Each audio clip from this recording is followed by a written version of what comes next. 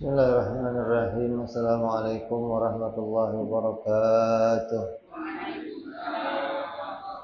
Al-Fatihah ya Ruhi Sayyidina Habibina Syafi'ina Rasulullah Sayyidina Muhammad bin Abdullah sallallahu alaihi wa ala alihi wa sahbihi wa sallam wa jannah la yu'ala rijali fil jannah wa yafa'ana bi asrarihim wa anwarihim wa alimna fadhi barakatihim fil dunya wal akhirah ja'alna min hisbihim yarzuquna ma'abadahum wa yatawafana min ladihim ويحشرنا في زمرتهم بالعافية سلامة سماء البدر صاحب الكتاب ثم أحمد وعطاء الله ثم نسأل شرها ولد رحمه الله ثم إلى حضرة الوالد عبد الله بن محسن عطاء ثم نسأل نافعنا الله بهم وبعلومهم لهم الفاتحة أعوذ بالله من الشيطان الرجيم بسم الله الرحمن الرحيم الحمد لله رب العالمين الرحمن الرحيم مالك يوم الدين إياك نعبد وإياك نستعين اهدنا الصراط المستقيم صراط الذين أنعمت عليهم غير المغضوب عليهم ولا الضالين آمين بسم الله الرحمن الرحيم نويت تعلما وتعليما وتذكرا وتذكيرا والنفعا والاندفاع والإفادة والاستفادة والحث على التمسك بكتاب الله سنة رسول الله صلى الله عليه وسلم والدعاء إلى الهدى والدلالة على الخير ابتغاء مرضاته وقربه وثوابه وحسن الخاتمة مع اللطف والعافية وصلاح العاقبة. Bismillahirrahmanirrahim. Alhamdulillah rabbil alamin. Wassalatu wassalamu ala asyrafil anbiya'i wal mursalin Sayyidina habibina wa syafi'ina wa maulana Muhammadin wa ala alihi wa sahbihi ajma'in, amma ba'du.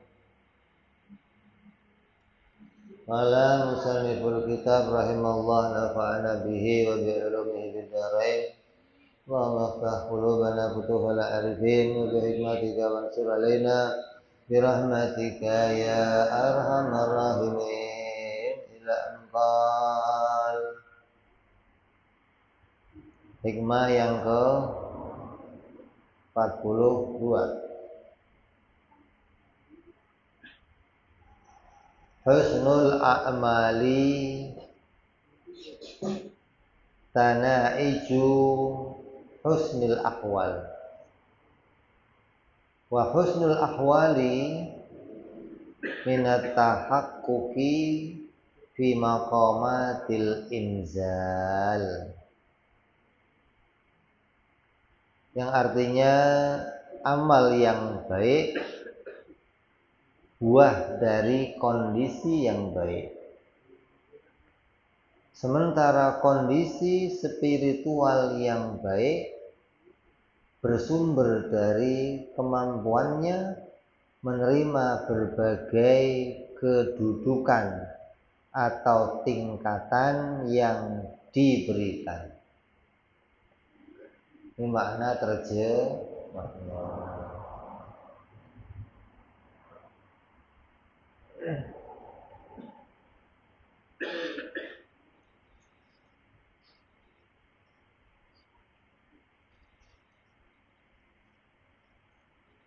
Jadi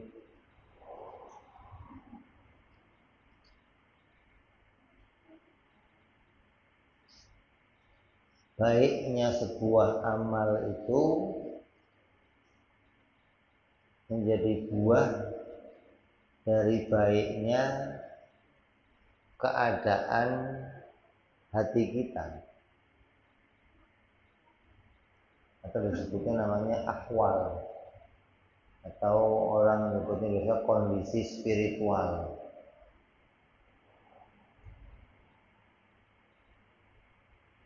Sedangkan baiknya ahwal atau kondisi hati kita itu muncul setelah kita siap menghadapi atau mapan menghadapi setiap makom-makom yang diberikan.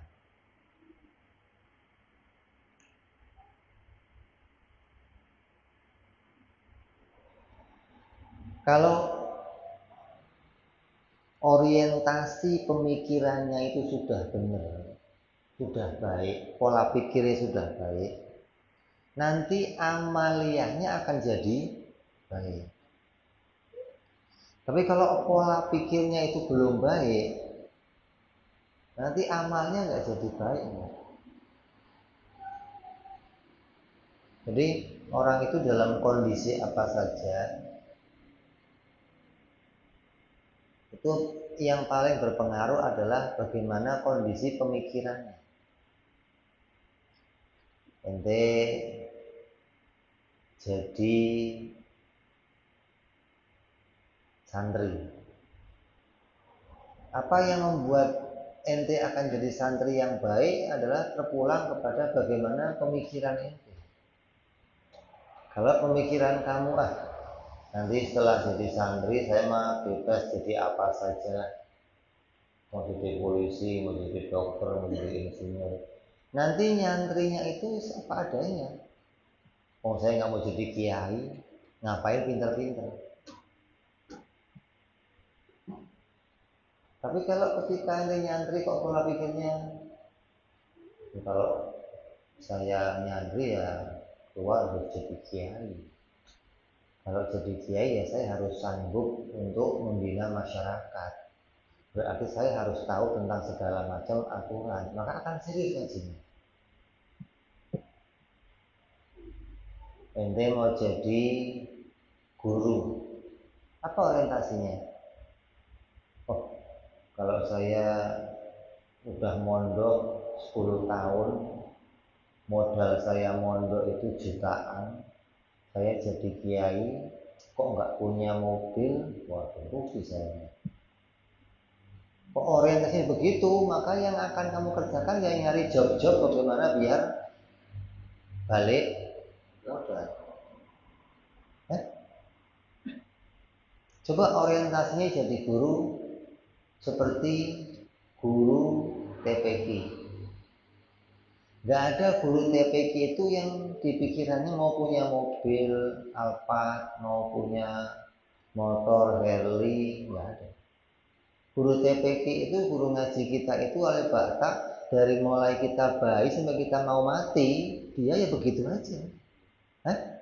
Nggak ada guru ngaji alif batak itu terus saya mau kalau hidup saya begini mulu mau jadi apa saya? Nggak ada.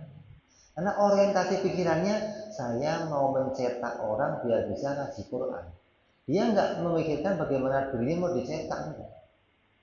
Maka orientasinya benar ya akan benar ngajinya. Jadi bagaimana pola pikirnya menghadapi sesuatu akan membuat amalnya jadi baik. Kalau pola pikirnya urusannya dunia, ya kalau saya nggak balik modal, guru TPQ ya nggak bakal betah di situ. Mau saya tiap kemisan dapatnya paling ceplik minyak buat tiap kemisan dapatnya paling buat beli beras, asal kemisan dapatnya buat, tapi sampai dia tua bertahan tenang, hidupnya nyaman, nggak ada gerungsang guru ngaji stres saya habis stres, nggak ada, karena sudah terbangun dengan pola pikir yang baik, benar. Nanti mau jadi RT, pola pikirnya apa? Nanti mau jadi wali kota, pola pikirnya apa? Nanti mau jadi presiden, pola pikirnya apa? Nanti mau jadi hambanya Allah, apa pola pikirnya? Oh, Saya mau ibadah, wirid yang banyak biar dapat keramat, biar ya udah. Yang dicari ya itu nanti. Gimana cari kiai yang bisa ngasih ijazah, biar langsung bisa ilmunya laduni, terbang. Nah, karena orientasinya sudah begitu gitu. Jadi pola pikir itu akan jadi benernya amal kamu. Ini amal bener itu dibangun dari pola pikir yang di kondisi spiritual itu orang nyebutnya apa? Suasana hati. Kan nyebutnya kita nyebutnya bagaimana terbangun dari pikiran yang benar. Terbangun ditata dari pemikiran yang baik, maka akan membawa amal jadi baik. Tapi kalau sudah pola pikirnya atau tujuannya beramal itu sudah melenceng dari rel, ya nanti amalnya akan melenceng dari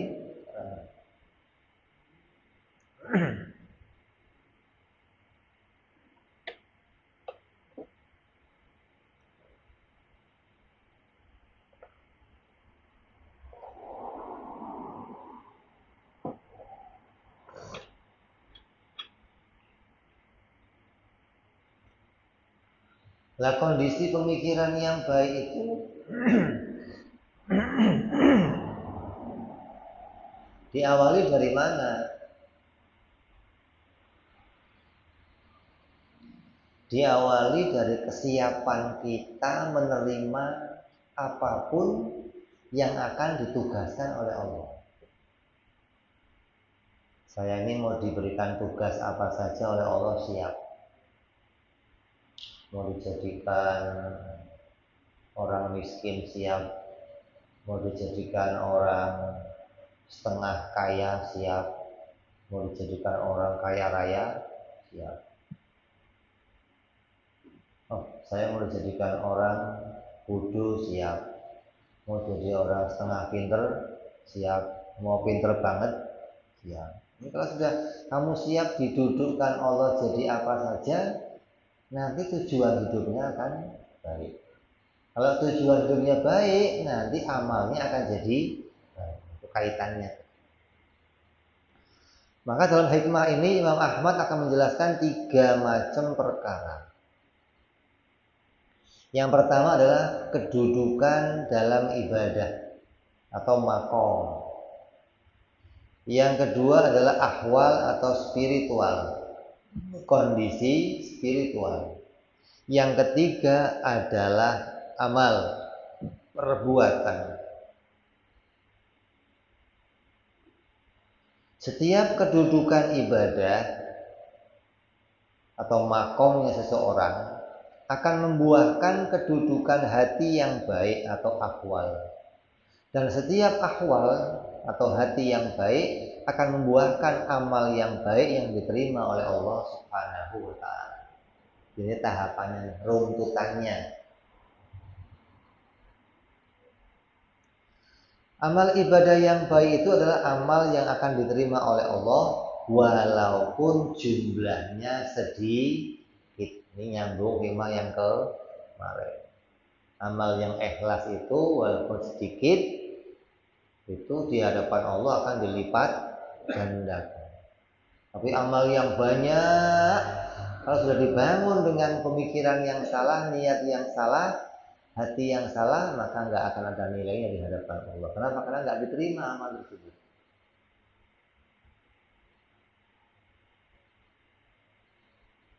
Sayyidina Ali radhiyallahu anhu berkata, janganlah kamu mementingkan banyaknya ibadah, tapi pentingkanlah bagaimana ibadah kamu bisa diterima oleh Allah.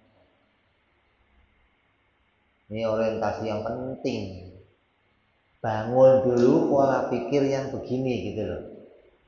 Jangan ngejar, semalam saya mau tahajud 50 rakaat, kurang 100 rakaat. Saya mau wiritan 1000 kali, 2000 kali, biar pahalanya banyak. Enggak. Orientasi jangan memikirkan amal yang banyak, tapi kira-kira amal itu bisa diterima enggak sama Allah. Itu pola pikir yang dibangun lebih dulu. Hingga ketika amal itu sedikit, kamu akan terima. Yang penting ini diterima oleh Allah. Dihitung jadi amal yang ikhlas, akan dijadikan catatan untuk amal saya walaupun sedikit.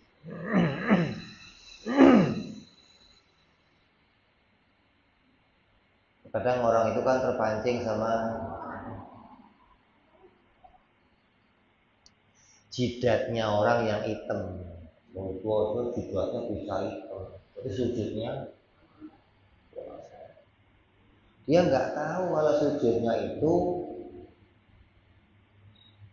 di sejadah yang rusak, sudah kasar, seret.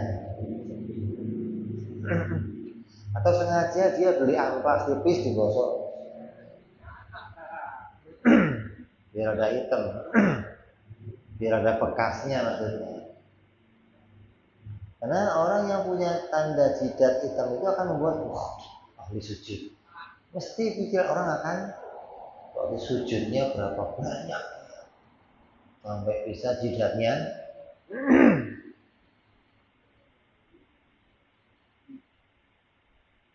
terus kamu mengejar pingin begitu karena dianggap orang yang sudah sujudnya banyak, ibadahnya banyak, berarti pahalanya akan banyak. Jangan punya orientasi seperti itu di depan. Tapi orientasi kita di depan harus kira-kira saya ini kalau beramal bisa nggak diterima oleh Allah? Apa yang harus saya kerjakan biar amal saya diterima oleh Allah? Jadi hatta orang kalau tasbih habis sholat nih, Banallah, banallah, banallah, banallah, banallah, banallah, banallah, 30, ya enggak, saya sebelah jelas, subhanallah, subhanallah, subhanallah, enggak ada masalah. Enggak harus, ya Allah 33 kalau saya cuma 11. Emang kenapa? 33 ngomongnya banallah, kamu subhanallah. 33 banallah, banallah, banallah, banallah, bannya Allah ban apa? Ban tubles tuh, banallah aja.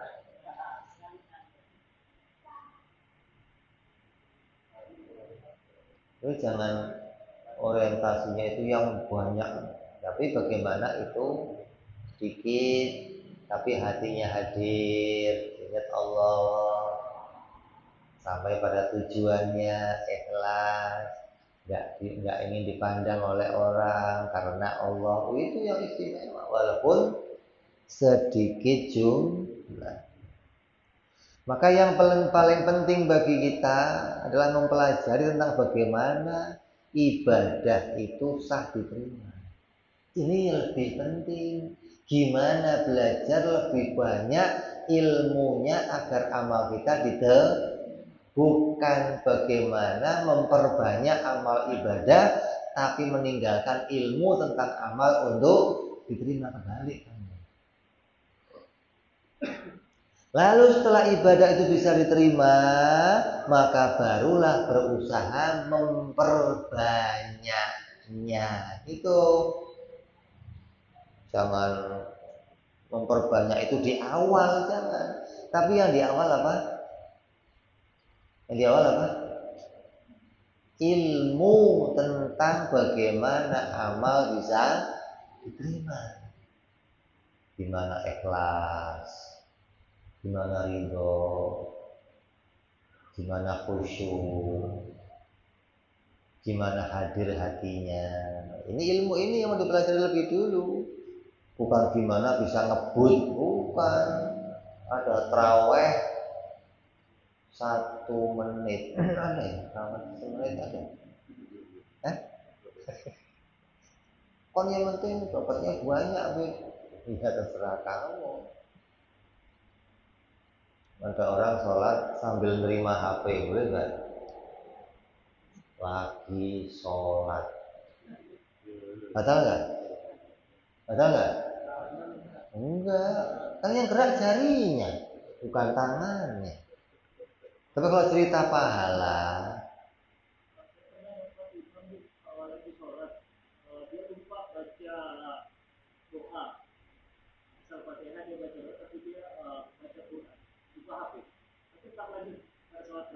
iya Iya.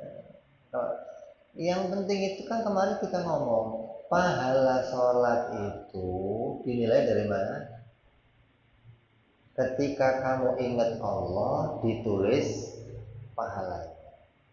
Ketika kamu lupa Allah diangkat pena pencatat pahala. Gitu loh. Jadi kondisi kamu mau yang penting rukun-rukunnya sholat kamu kerjakan, yang batalin sholat nggak kamu kerjakan, maka secara dohir kamu dihitung sah. Adapun bicara pahala itu kan nggak lihat dohirnya. Bagaimana hati kamu connect dengan Allah. Kalau hatinya connect sama Allah, maka pena pencatat amal itu akan berjalan. Jadi yang paling utama kamu dahulukan adalah bagaimana mempelajari ibadah itu sah diterima oleh Allah. Lalu baru bagaimana bisa memperbanyak amal ibadah. Ibadah yang diterima oleh Allah adalah ibadah yang disertai ikhlas dan hatinya hadir, bersih dari ujub, bersih dari riya, dan bersih dari berbagai penyakit hati. Ini yang menjadi syarat amal itu diterima. Kalau amal kok nggak punya kondisi yang seperti ini, ya jangan cerita diterima, jangan. Walaupun jumlahnya banyak, ya. Jadi apa? Ikhlas. Hatinya hadir. Hatinya hadir itu maksudnya apa? Pikirannya nggak kemana, bukan mulutnya ngomong apa, hatinya ngomong apa. Gitu.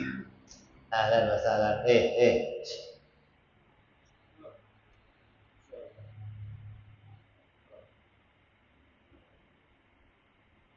Jadi bukan mulutnya kemana, hatinya kemana, bukan. Harus hatinya ingat kepada Allah. Mulutnya membaca, di connect antara mulut sama hati. Terus bersih dari ujub. Ujub itu membanggakan amalnya, menganggap orang lain nggak bisa kayak saya. Terus bersih dari riya, bersih dari segala macam penyakit hati. Baru amal kamu yang demikian, walau jumlahnya 2 rakaat sunnah, walau jumlahnya tasbih yang 11 kali, itu nilainya nggak akan terhindar. Telah diketahui dari Nabi dan para ulama bahwa Allah tidak menerima ibadah yang hatinya lalai. Di Quran Allah ngomong apa? Apa?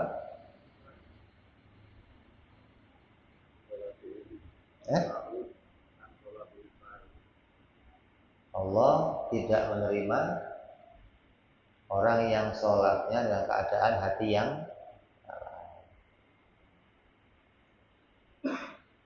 Hati yang lalai bagaimana? Ya nggak ingat Allah, nggak ingat makna sholat. Tujuan sholatnya sudah bukan karena Allah, tujuan sholatnya karena yang lain. Ini sholatnya orang lalai.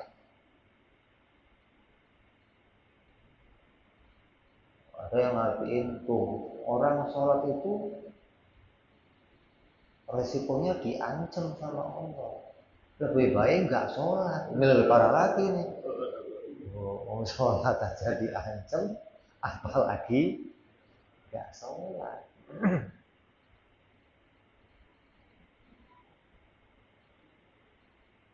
Maka amal ibadah itu akan menjadi baik bila mempunyai keadaan hati yang baik. Ini menjadi apa? Persyaratan. Artinya kamu akan bisa melihat amal kamu baik, sumbernya atau asalnya itu kondisi hatinya dalam keadaan yang baik. Kondisi pemikirannya dalam keadaan yang baik.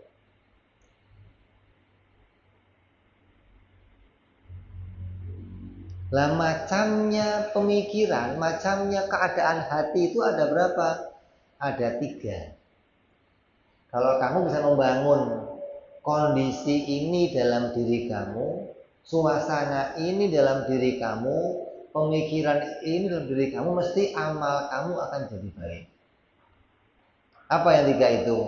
Yang pertama, hati yang dipenuhi cinta kepada Allah. Ibadahnya dibangun karena cinta kepada Allah. Kira-kira ibadahnya akan baik enggak? Kalau hatinya sudah dipenuhi cinta, pemikirannya sudah mengarah mikir Allah karena cinta sama Allah, kira-kira ketika dia beramal, amalnya akan baik enggak? Ini menjadi sabab utama gitu loh. Sabab syar'inya begini. Kalau kondisi ini kamu kok nggak bisa, cinta kepada Allah mah berat nih. Ya kamu turun level.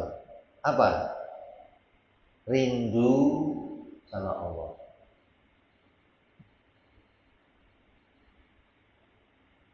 Rindu masih berat lagi.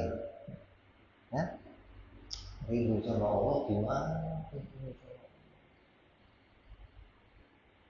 Orang kalau makanya kan tak kenal maka tak sayang. Itu bagaimana bisa rindu kalau kamu nggak kenal? Bagaimana bisa cinta kalau kamu susah ke kondisi itu? Ya turun lagi levelnya. Apa? Takut kepada Allah. Ingat ancaman-ancamannya Allah. Ingat larangannya Allah akan dihukum, sehingga takut sama Allah. Jadi ketika kamu bisa membangun hati kamu dalam kondisi ini, cinta atau rindu sama Allah atau takut kepada Allah, amalnya mesti baik. Kalau 3 ini nggak bisa kamu bangun di hati kamu, kamu nggak akan punya amal yang baik. Itu tuntunannya ulama. Lah gimana bangun 3 ini? Yaitu yang lebih dulu mau dipelajari. Bukan bagaimana amal yang banyak yang didulukan, bukan. Tapi bagaimana membangun 3 ini bisa ada pada diri saya. Kalau saya bisa punya salah satu dari 3 ini, maka amal saya akan jadi amal yang baik. Setiap amal ibadah yang dilandasi salah satu dari 3 ahwal tadi, maka akan diterima oleh Allah walaupun jumlahnya sedikit. Tapi bagaimana akan dikatakan sedikit bila diterima oleh Allah? Karena pasti Allah akan melipat gandakan. Jadi ngomong sedikit itu secara apa? Dohir. Tampaknya mata kayaknya sedikit. Ada orang kalau pikiran sebentar selesai. Ada orang yang kalau pikiran panjang sampai nangis segala, sampai orang sampai pengurus masjidnya luar biasa. Tanya kenapa Pak? Dompet saya hilang. Kirain mah ikhlas. Ini cinta sama Allah, rindu sama Allah, kangen sama Allah. Dompet saya hilang Pak. Mau pulang bingung saya. Jadi gimana cara membangun 3 kondisi ini, maka akan jadi amal kamu jadi amal yang baik. Sabda Nabi Muhammad SAW, yang membaca satu kalimat syahadat, kalimat tauhid, dan memanjangkan la awalnya, akan dihapus 4.000 dosanya, dan dosa keluarganya, dan dosa tetangganya, bila diterima oleh Allah Subhanahu wa taala. Satu kalimat tauhid. Satu kalimat la ilaha illallah, kalimatul musyarraf. La ilaha illallah. Dosa kamu 4.000 dihapus, keluarga kamu dihapus, tetangga kamu dihapus. Kanan, kiri, depan, atas, bawah. Rusun di rumahnya.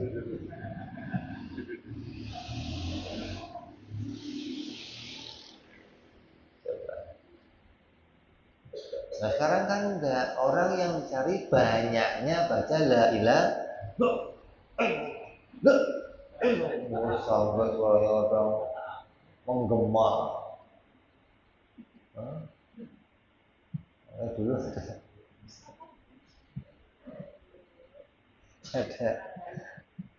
ada guru saya namanya Habib Mustafa Al-Haddad. Kalau sudah ada orang terus siapa?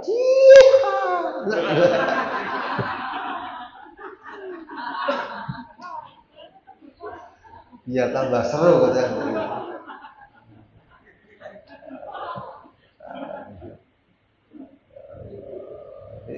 Orang mendahulukan banyak zikir, wirid, tapi nggak mikir gimana ini diterima.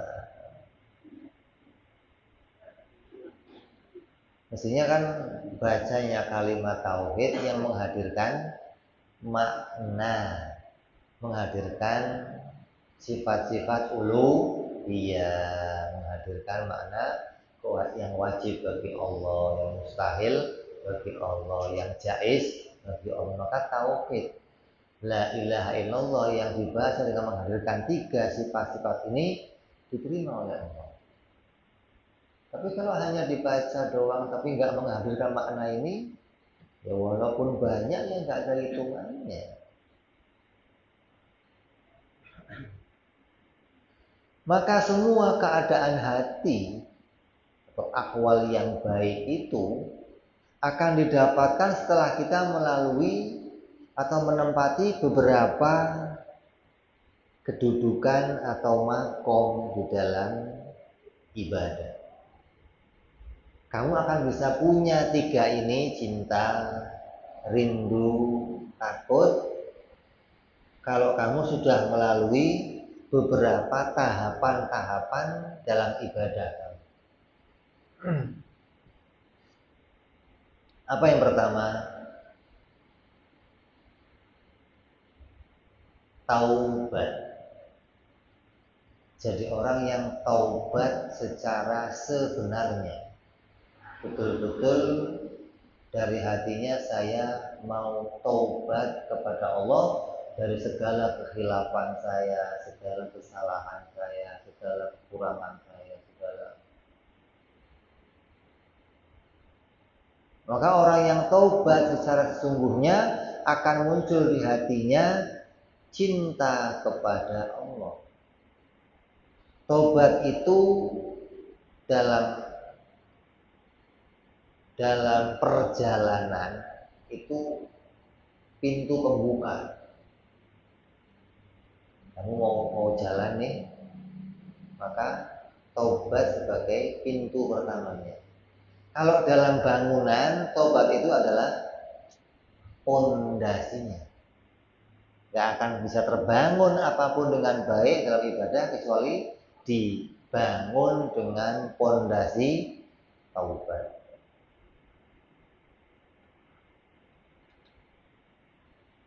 Maka itu adalah menjadi kunci datangnya hidayah dari Allah Subhanahu wa taala.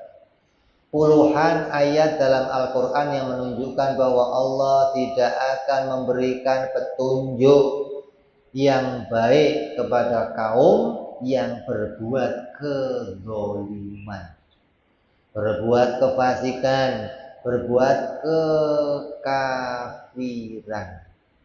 Apabila mereka berbuat baik, maka itu karena dorongan nafsunya dan godaannya setan. Orang biasa berbuat zalim nih, kok berbuat baik? Itu ya bukan murni karena dirinya pengen berbuat baik. Ada hawa nafsu yang menyertainya. Orang yang biasa berbuat fasik, kok tiba-tiba berbuat baik, maka ada hawa nafsu yang di dalamnya. Gitu loh. Jadi orang ini akan dinilai baik dengan sebenarnya kalau dia bisa sampai berhenti dari kezaliman, berhenti dari kefasikan, betul-betul taubat kepada Allah Subhanahu wa taala. Dalam Al-Qur'an surat Al-Qasas Allah berfirman, فَأَمَّا مَنْ تَابَ وَآمَنَ وَعَمِلَ صَالِحًا فَعَسَىٰ أَن يَكُونَ مِنَ الْمُفْلِحِينَ. Adapun orang yang bertaubat dan beriman serta mengerjakan amal yang soleh, maka besar harapan dia termasuk orang-orang yang beruntung. Itu saja masih semoga, belum pasti. Mari dikatakan dalam hadis apa? Man salaka apa? Thariqon yaltamisu bihil ilma sahalallahu alaihi thariqon bil jannah. Siapa orangnya yang menempuh jalan untuk terus menuntut ilmu, dimudahkan Allah jalan ke surga. Dimudahkan itu bukan dijamin. Baru bukan dijamin, bukan. Kata ulama ahli ma'rifat, hadis ini kalau kamu dengar, kamu harusnya nangis. Ya Allah, ini orang yang menuntut ilmu itu baru diberikan kemungkinan untuk selamat, bukan kepastian. Orang sering ngerti hadis ini dengan cara yang salah. Tuh, belajar ilmu selamat, mana makna yang menunjukkan selamat? Hanya sahalallah. Allah akan membuat kamu mudah, bukan memastikan kamu selamat. Begitu pun dikatakan tadi, siapa orangnya yang taubat, dia beriman, beramal soleh, fa'asa, punya harapan besar, mereka digolongkan orang-orang yang selamat. Coba. Jadi kalau kamu mengatakan, oh kalau saya sudah begini mesti selamat, nggak membangun amalnya dengan ilmu. Yang kedua apa?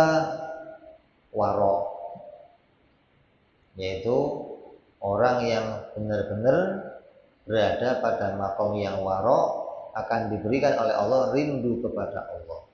Warok itu apa? Enggak apa? Enggak banyak mengambil dunia. Artinya dunia itu hanya diambil apa? Seperlunya. Terus orangnya hati-hati kalau enggak ini halal banget, enggak mau. Kok subhat-subhat? Kalau kita kan enggak wal-wal, kentual, kata aspal, diuntal kata orang Jawa. apa aja masuk, masuk sikat. Jadi ente ini kayak air laut, ini bangkai masuk. Kalau orang warok dikasih banyak nih. Kenapa? Butuhnya segini doang. Nah orang yang betul-betul warok hidupnya begini, mesti dia punya kerinduan kepada Allah. Karena tujuan hidupnya sudah bukan di dunia, si akhirat. Pikirnya itu akhirat. Maka orang ini akan punya kerinduan kepada Allah Subhanahu wa Ta'ala. Terus yang ketiga, zuhud. Orang yang benar-benar duduk pada makam zuhud akan diberi oleh Allah rasa takut pada haibahnya Allah. Jadi bukan hanya takut pada azabnya Allah, tapi takut kepada Allahnya. Yang ditakuti apa? Haibahnya. Kayak ente duduk di depannya orang besar nunduk aja. Kenapa? Haibahnya luar biasa.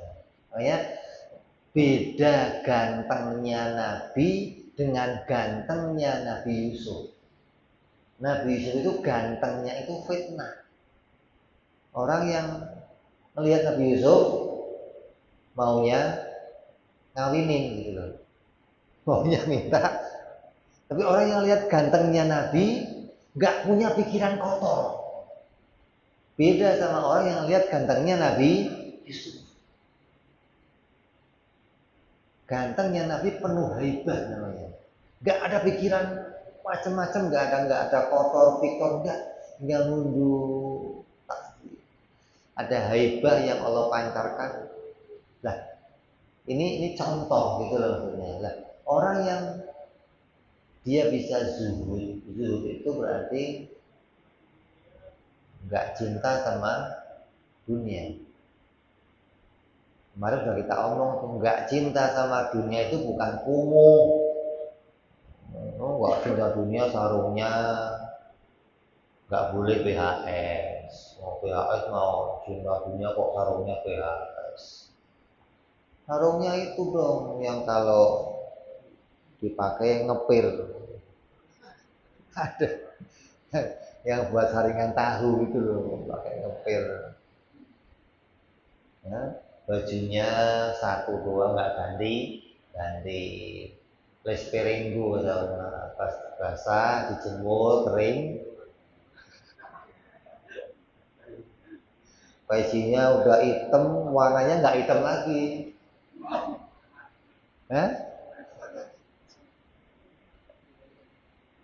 Miring pokoknya. Sarungnya tinggi sebelah. Itu bukan zuhud, itu jorok yang begitu. Zuhud itu kayak wali-wali yang puasa Asyadili. Zuhud semua. Zuhud ini bicara hati, bukan bicara fisik. Gitu loh.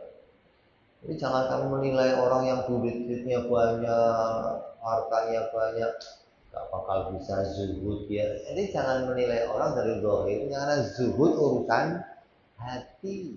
Bagaimana hatinya nggak pernah memandang apa yang di hadapannya.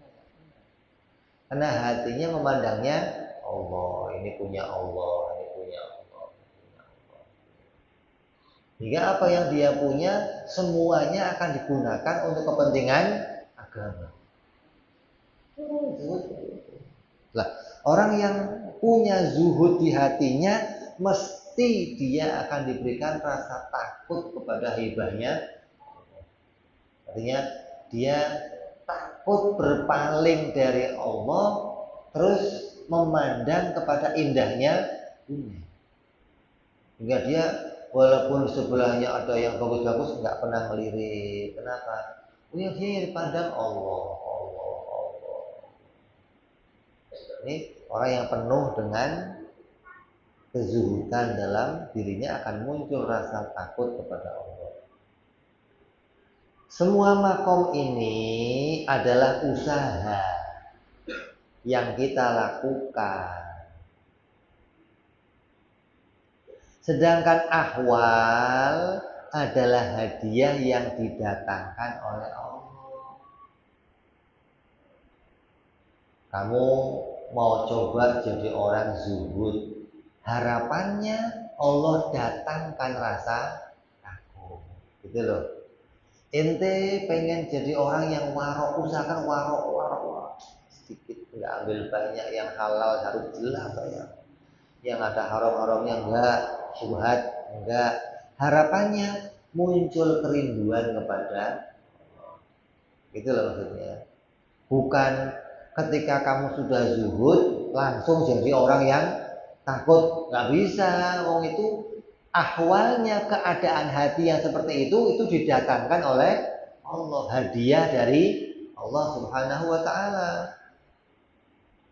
Orang yang bisa betul-betul taubat kepada Allah, maka akan dimunculkan rasa cintanya kepada Allah. Ini hadiah dari Allah.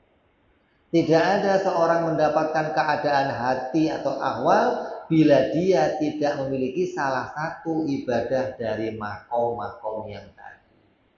Kok pengen cinta kepada Allah, pengen rindu kepada Allah, pengen takut kepada Allah, kamu nggak melalui makom-makom tadi, nggak membangun pemikiran seperti tadi, ya kamu nggak akan punya, nggak akan bisa memperoleh suasana hati yang baik.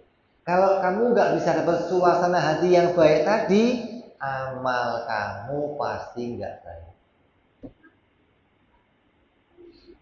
Bagusnya keadaan hati itu sebagai alamat orang itu mendapatkan cahaya dari Allah Subhanahu wa taala yang turun ke dalam hatinya orang-orang yang arifin.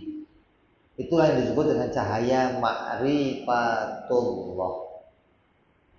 Ketika turun cahaya itu ke dalam hati seseorang sebagai hadiah dari Allah, maka jadilah hati itu tidak mau mengakui bahwa dirinya bisa berbuat amal kebaikan.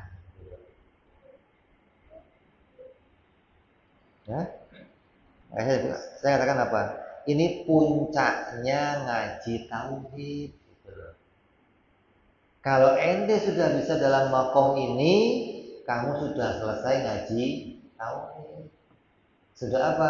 Sudah nggak bisa sholat.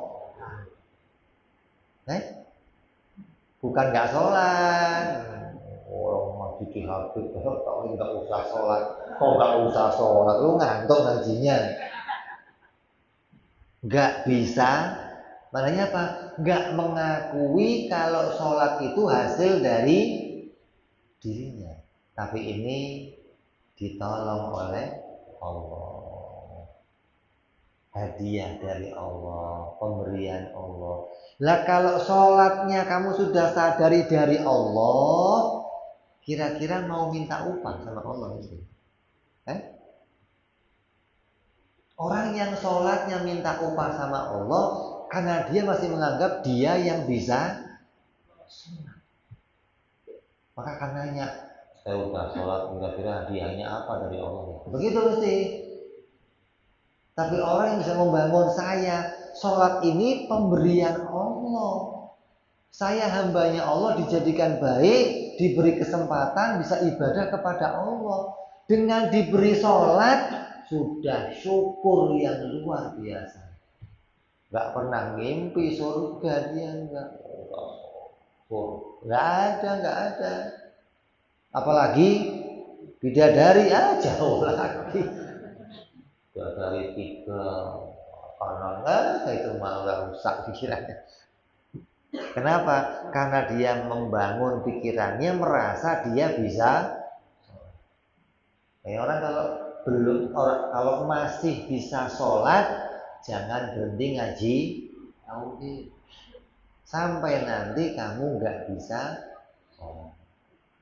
Jadi ketika turun cahaya ke dalam hatinya sebagai hadiah dari Allah, maka jadilah hati itu tidak akan mau mengakui dirinya bisa berbuat amal kebaikan. Kalau dia ngakuin nih, oh saya bisa ini, syahadat dia, syahadat. Kok nyalahin orang gara-gara kamu? Syahadat dia asyhadu an la ilaha illallah. Kembalinya begitu. Membereskan lagi akidahnya, beresin lagi syahadatnya.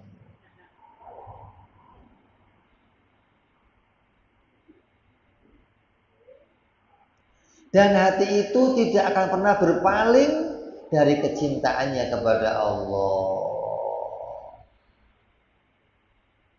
Dia nggak rela pandangan tadi yang penuh dengan keindahan memandang Allah itu digantikan dengan cinta dunia ataupun cinta surga. Dia nggak rela di hatinya. Yang sudah bisa memandang istighnanya Allah, memandang ikhtiqornya semua makhluk, memandang kudrat irodatnya Allah, ilmunya Allah, memandang sifat welas asihnya Allah, sifat karimnya Allah, memandang. Kok mau digantikan dengan pandangan dunia? Dia nggak rela. Hingga dia nggak mau menghadap dunia, walaupun dipenuhi dengan keindahan, dipenuhi dengan dunia. Dia nggak pernah mandang. Kenapa? Gak ada lazatnya bagi dia, gak ada nikmatnya. Bagi dia sudah mendapatkan kenikmatan yang luar biasa dengan memandang Allah Subhanahu wa Ta'ala.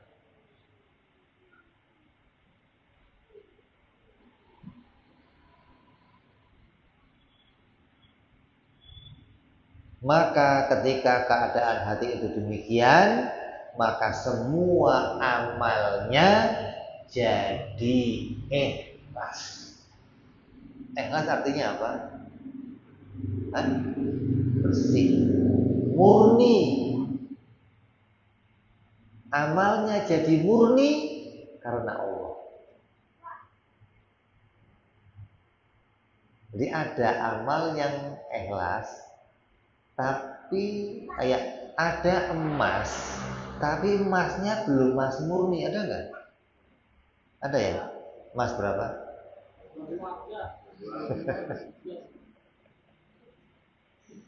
Emas tapi belum murni, gitu loh. Lah, yang udah bisa begini nih, ini emas murni.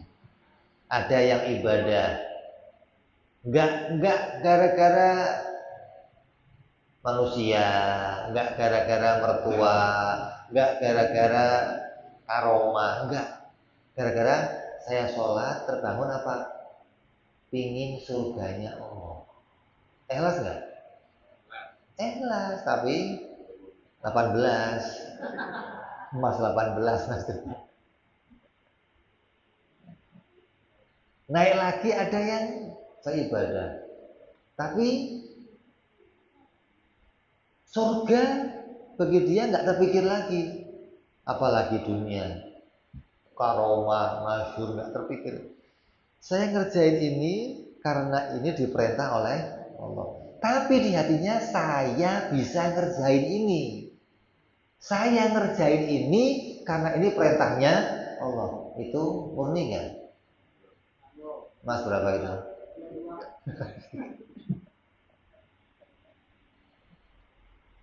Yang bisa begini nih. Saya ibadah, sholat saya, ibadah saya, maka itu karena ditolong oleh Allah. Jadi kalau mau iyyaka na'budu wa iyyaka nasta'in, dohirnya ayat begitu, tapi dia memaknainya iyyaka nasta'in wa iyyaka na'budu. Tanpa pertolonganmu ya Allah, aku nggak bisa ibadah. Iyyaka nasta'in wa iyyaka na'budu. Nah, kita kan enggak. Ya Allah, saya ini udah nyembah kamu ya Allah. Makanya saya cuma minta sama kamu, bulus. Nah, begitu tuh. Oh, saya udah ibadah, surga. Karena sudah bisa ibadah. Terus dia hanya minta kepada ikhlas.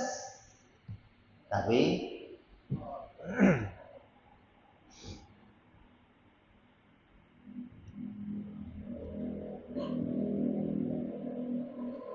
Sebabnya bisa ikhlas karena tidak cinta pada dunia. Ini jalannya nih.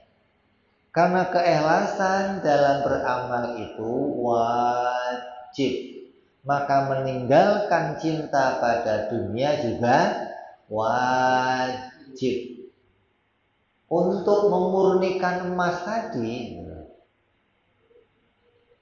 ya wajib kamu hilangkan kotorannya tadi. Kotorannya apa? Dunia kotor. Kalau mau bersihin emas, itu hilang dulu. Kalau ini biar nempel, ya sampai kiamat nggak bersih emasnya. Bagaimana? Kotoran nggak dihilangin, pengen jadi emas 24. Gimana mau jadi emas 24?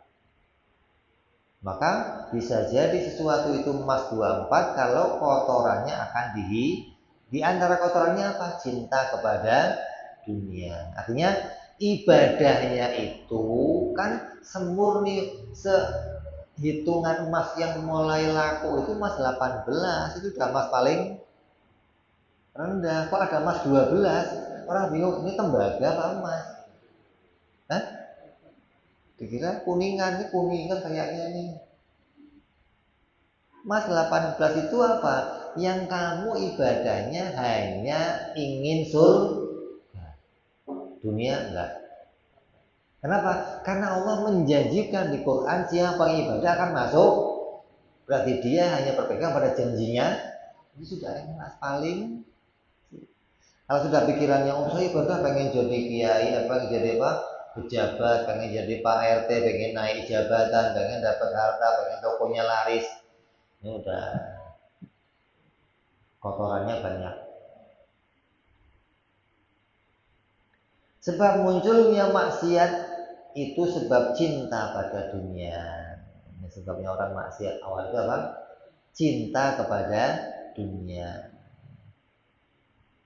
Tidak akan bisa hati meninggalkan cinta dunia hanya dengan mengikuti kebiasaan manusia, kecuali dengan usaha memperbanyak berzikir dan melanggengkannya. Gak bisa kamu meninggalkan cinta kepada dunia mengikuti kebiasaannya manusia. Apa sih kebiasaan manusia?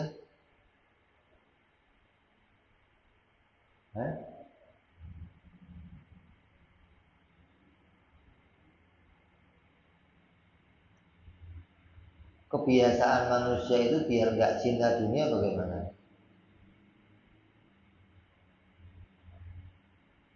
Yang gak memiliki, ini repot. Dia disuruh kismin dulu maksudnya. Makanya banyak orang tadi tinggal di hutan. Orang kalau pengen nggak cinta sama sesuatu, ya jangan apa? Hah? Jangan deketin, jangan dikumpulin.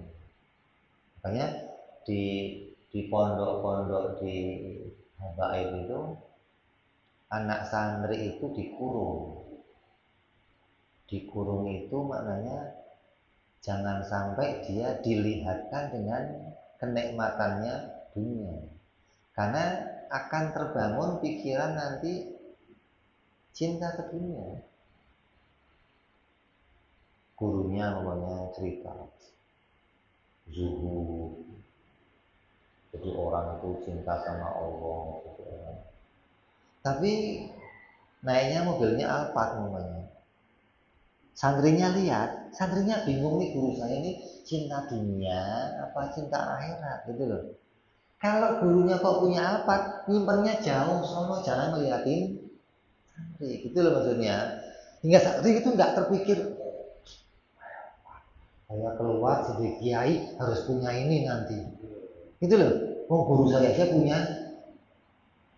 Nah gurunya udah bisa bangun hati, udah bisa zuhud.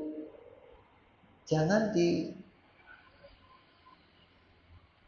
ngajarnya HP-nya iPhone 2 gitu. Nah, muridnya kan ngelihat guru saya aja HP-nya iPhone. Mata-mata yang begitu dijaga gitu loh maksudnya. Jangan sampai santri itu ini cara umumnya orang cara menjauhkan dari dunia begitu. Tapi nanti setelah selesai, cara yang paling utama menjauhi cinta dunia adalah banyak apa? Berzikir untuk mengingat kepada Allah dan melanggengkannya. Langgeng itu dawam, kontinu. Pagi sekian, nggak putus, nggak ketinggalan, nggak. Jadikan sebagai sebuah PR, jadikan sebuah bagi kamu wajib saya begini. Kenapa?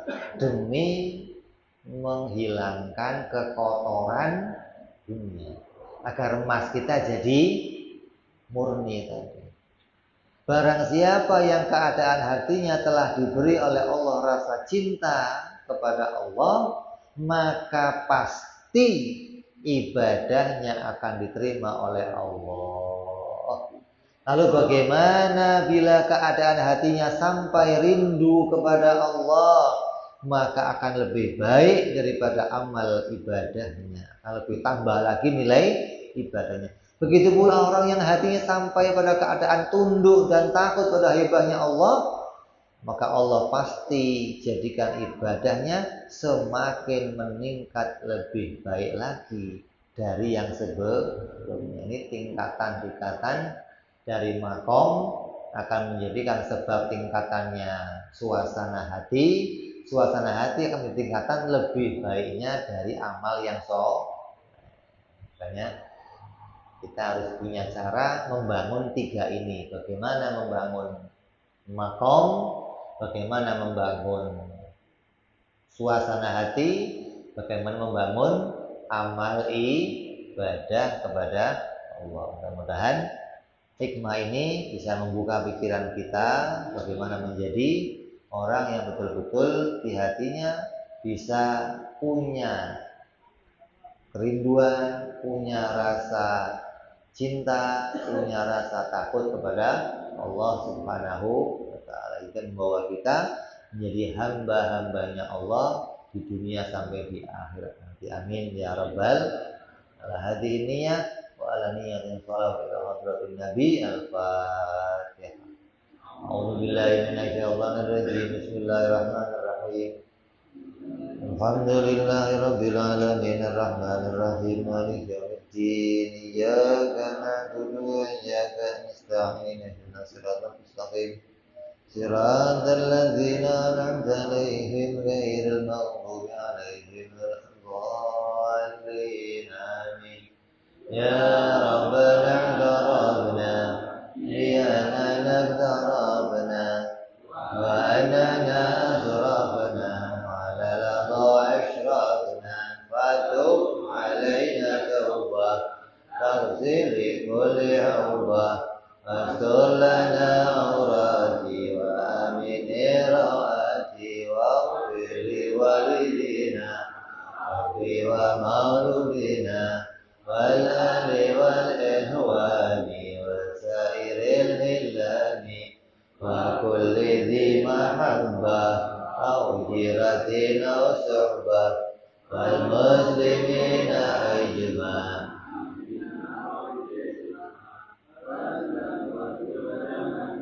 لا باكتساب منا بالمصطفى رسولي نظر بكل سوري صلى وسلم ربي عليه عند الحب وآله وصحبه عدد قاسي صحبي والحمد لله بالبدء والثناء سبحان ربك رب العزة عما يصفون وسلام على المرسلين الحمد لله رب العالمين. Assalamualaikum